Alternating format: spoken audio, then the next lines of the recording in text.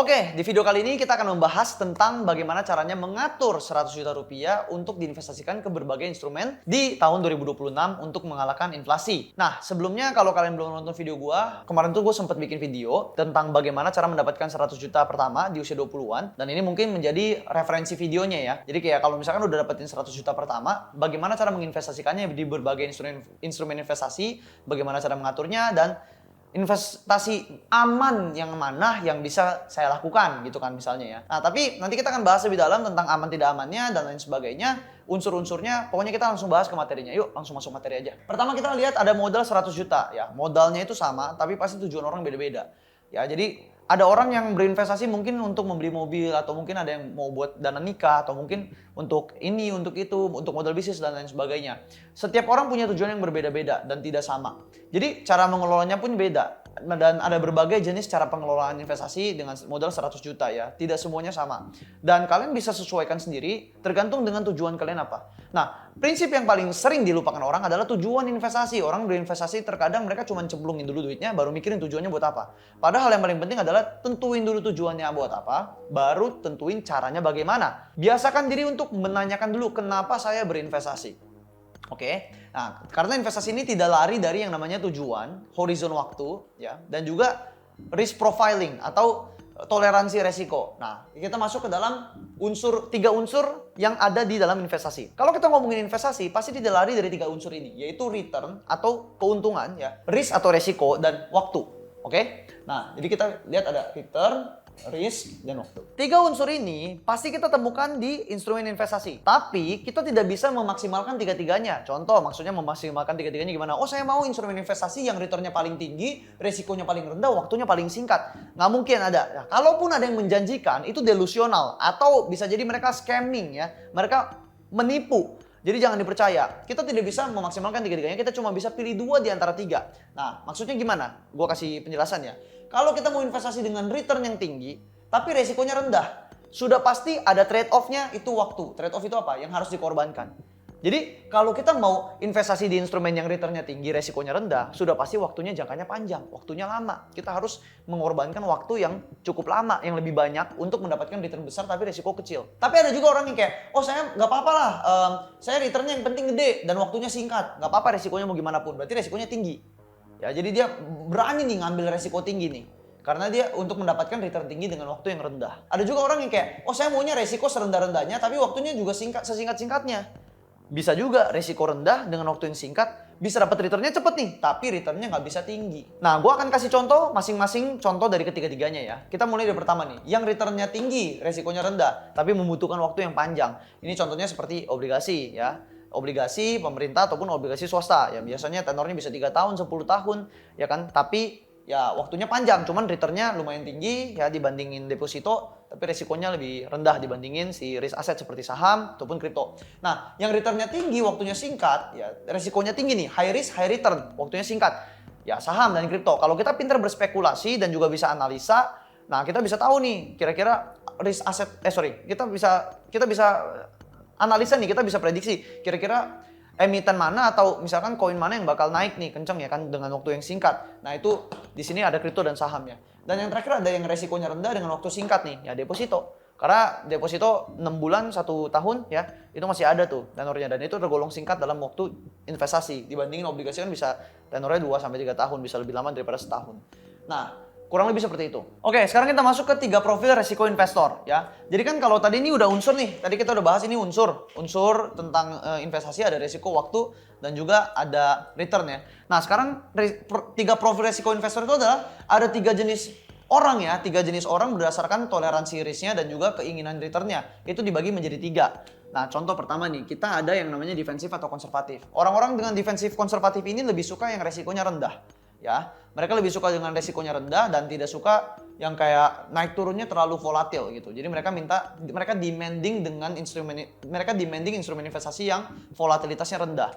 Nah, ada juga yang moderat yang mereka bisa menghandle resiko tapi nggak boleh terlalu tinggi. Kayak contoh kayak, oh gue drawdown tipis-tipis gak apa-apa, tapi jangan sampai gede banget lah. Kalau yang ini kan tadi udah, kalau bisa jangan ada drawdown gitu ya ibaratnya ya. Nah, kalau ini bisa drawdown tapi tipis-tipis lah ya.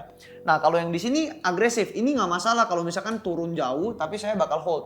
Nah, biasanya mereka ini juga memiliki preferensi waktu yang beda-beda. Kalau defensif atau konservatif biasanya mereka mau jangka pendek waktunya. Kalau yang moderat ini jangka menengah dan agresif ini mereka akan biasanya tujuannya jangka panjang. Nah, kita akan breakdown dulu sebelum kita masuk kepada breakdown sininya. Kita akan breakdown dulu apa aja sih instrumen investasi yang sering banget di mention di Indonesia ya. Nah, kita udah pasti familiar dengan yang namanya deposito atau SBN. Dan saya sarankan sih kalau misalkan memang mau masuk deposito atau mau beli surat berharga negara ya, SBN itu melalui bank-bank yang terpercaya ya, bank-bank yang besar dan yang terpercaya aja. Kan ada Big Four Banks tuh di Indonesia, kalian boleh pilih salah satu. Nah, reksadana ya, reksadana ini merupakan salah satu instrumen investasi yang populer juga dan sering terkenal menjadi instrumen investasi dengan risk yang moderat. Oke, yang ini kan tadi kan low risk nih. Low risk ya, konservatif ya atau defensif. Ya, dan ini kita ya ada instrumen favorit kita yaitu saham yang sering di-mention orang dan yang lagi hype juga zaman sekarang. Ada emas ya sebagai store of value dan juga ada Bitcoin ya atau kripto yang dimana ini risk asset ya, temennya si saham nih. Ini dulunya risk asset. Ini risknya tinggi. Dan juga ada cash ya. Cash itu ya, cash ini sebenarnya instrumen investasi bukan sih? Kalau kita stay on cash itu sebenarnya kita juga bisa dibilang salah satu bentuk investasi ya, karena kan kita berinvestasi kepada mata uang rupiah kita sendiri gitu. Dan stay on cash ini juga penting sebenarnya karena kita butuh peluru untuk kapan kita nggak tahu kapan kita standby harus injek ke instrumen investasi yang kita sudah pilih nanti. Oke, setelah memahami apa itu unsur-unsur dalam investasi dan ada 3 profil resiko investor dan beberapa instrumen investasi yang terkenal di Indonesia, kita akan membahas kepada breakdown nih, bagaimana caranya berinvestasi 100 juta dengan profil resiko yang moderat, yang defensif atau konservatif, lalu moderat dan juga agresif. Kita mulai dari yang paling atas dulu ya, dari defensif atau konservatif ya. Nah, di sini sebagai seorang investor yang memiliki mungkin profil resikonya defensif atau konservatif, ya mereka mungkin biasanya mau berinvestasi untuk jangka waktu yang cukup pendek 1 sampai 3 tahun. Nah, kita bisa taruh 40% dari dana investasinya yaitu 100 juta berarti 40 juta di SBN atau deposito ya dengan tenor mungkin 1 sampai 1 tahunan lah ya, dan juga 30% di RDPT ya, reksadana pendapatan tetap, di mana mereka akan di situ juga mereka akan memperdagangkan ibaratnya obligasi kita ya. Dan juga ada 20% kita taruh di emas. Di emas ini ya untuk apa? Store of value supaya nilai aset kita tidak turun gitu ya. Dan emas ini kan bisa dibilang safe haven. Jadi kita taruh cukup banyak gak apa-apa, dan 10% di cash untuk kalau misalkan suatu hari ada opportunity yang harus kita injekin ke salah satu dari sini semua. Oke, kita akan masuk kepada profil resiko yang moderat ya. Di moderat ini biasanya mereka mengincar jangka waktu 3 sampai 5 tahun. Nah, di sini kita bisa taruh 30% di reksadana saham atau misalkan beli indeks kayak contoh S&P 500 tapi kalau punya aksesnya ya. Dan 25% di saham-saham yang pilihan kita ya, bukan reksadana saham memang kita pilih. Misalnya contoh kayak blue chip saham di Indonesia, 20% bisa taruh di SBN deposito sebagai defense-nya dan 15% taruh di emas. Nah, perhatikan bagaimana komposisinya di sini langsung berkurang ya karena kita jauh lebih agak lebih agresif daripada yang di atas. Dan 10% tetap stay on cash untuk opportunity bisa injek ke salah satu instrumen investasi yang lagi memungkinkan. Dan yang terakhir kita masuk kepada yang agresif. Nah, di agresif ini kita akan alokasikan 40% ke saham Indonesia ya. Saham yang kita pilih sendiri. Nah, teman-teman bisa lihat di sini kita udah ke saham aja tuh udah lebih tinggi ya. Di sini kan 25%, kita sini 40%. Nah, 25%-nya kita masuk sentuh di aset kripto nih, di Bitcoin atau kripto yang lain ya. Dan juga untuk 15% kita bisa alokasikan ke reksadana. Ya, reksadananya boleh dibagi sendiri lagi manual, reksadana saham atau mungkin RDPT atau RDPU. 10% di emas dan 10% di cash. Nah, di sini emasnya udah kecil banget nih karena kan kita maunya agresif. Di sini dua paling bawah ini itu gunanya untuk defense. Nah, tapi kita kan karena kita kan kalau investasinya dengan jangka waktu lebih dari 5 tahun, kita berharapnya yang lain bisa nge-outperform dari defensifnya gitu. Oke, setelah kita membahas tentang breakdown dari masing-masing hitungannya, sekarang kita masuk kepada prinsipal terakhir ya. Prinsipal di mana ada juga hal-hal yang perlu diperhatikan untuk para investor. Nah, kita akan bahas dari kesalahan umum para investor ya. Banyak investor yang memiliki kesalahan umum dan ini terjadi di banyak investor ya. Yang pertama itu adalah all in di satu aset. Berharap bahwa satu aset ini akan bisa outperforming semuanya dan bisa nge-defense semuanya juga. Bisa jadi karena overconfidence atau conviction yang terlalu tinggi yang akhirnya menjadi bias gitu. Tapi ingat bahwa tidak ada satupun aset yang bisa nge-perform sebagus itu. Kita tetap harus diversifikasi. Nah, yang kedua adalah ikut-ikutan influencer ya. Nah, ini nih, jadi kayak dia nggak research sendiri, dia malah ngikutin influencer ya. Ada juga yang nggak punya exit plan, masuk dulu baru mikir tujuannya buat apa, habis itu exitnya kapan dia nggak tahu. Yang penting udah taruh aja dulu. Dan yang terakhir adalah memikirkan bahwa floating profit itu adalah udah jadi cash flow. Jadi dia merasa kalau misalkan floating profit itu udah menjadi milik dia, padahal belum. Dia baru profit kalau udah take profit dan udah di withdraw. Nah jadi kalau nggak punya exit plan biasanya akan cenderung ke sini. Dan bisa terjadi terbaliknya juga. Kalau udah mikirin begini, biasanya mereka nggak mikirin exit plan. Nah, ada beberapa rules yang kita bisa ikutin supaya ini nggak terjadi nih. Nah, yang pertama adalah dana darurat harus liquid. Nah, ini adalah kesalahan utama investor juga nih. Dipikir, oh dana darurat, bisa lah kita titipin dulu di instrumen ini segala macam.